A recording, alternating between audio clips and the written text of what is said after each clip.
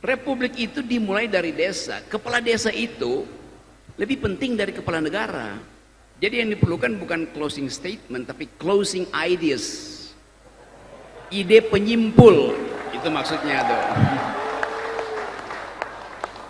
Kita mau simpulkan bahwa kita cicil energi kita untuk bertahan di dalam keadaan yang memungkinkan kita frustrasi. Hari-hari ini kita ada dalam suasana frustrasi. Melihat perkembangan politik yang masih penuh gejala, intip mengintip antar partai, sikut menyikut antar tokoh, ketidak konsistenan di dalam kabinet, karena itu sangat mungkin akan ada evaluasi oleh Presiden Prabowo dalam 100 hari ke depan.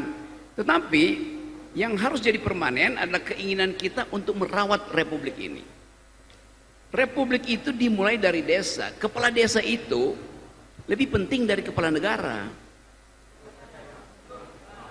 Kita ya tanpa kepala negara kita hidup, tapi tanpa kepala desa kita nggak tahu apa yang akan diucapkan oleh tetangga saya pada saya. Karena kepala desanya mungkin lagi pakai baju rompi oranye di KPK. Jadi sekali lagi saya ingin supaya kita rawat republik ini. Republik dari awal dimaksudkan untuk menghasilkan kebaikan bersama. Itu dasarnya. Tapi kita mulai cemas bahwa oke, ada Pak Prabowo ingin supaya ekonomi tumbuh 8% itu.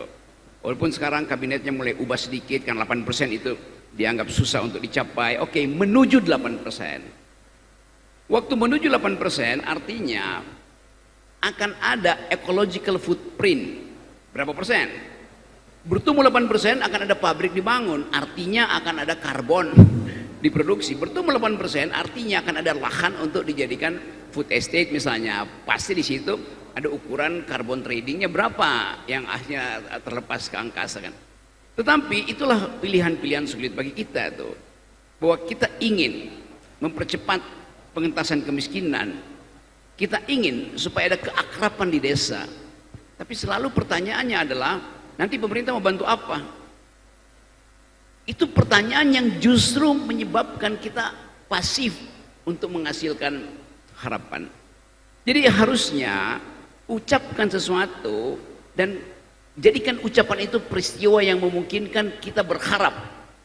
Jadi saya balik lagi logikanya. Anda mesti anggap bahwa pemerintah pusat lagi pesimis, maka Anda yang mesti optimis. Itu dasarnya tuh. Tentu pemerintah pusat akan menyembunyikan pesimisme dia itu dalam angka, di dalam public relation biasa itu tuh. Tetapi terbaca bahwa ini negeri ada dalam keadaan bimbang. Mungkin banyak politisi sekarang yang tiap malam minum Xanax, Esilgen, obat penenang tuh, karena nggak tahu mau ngapain. Viral di mana-mana.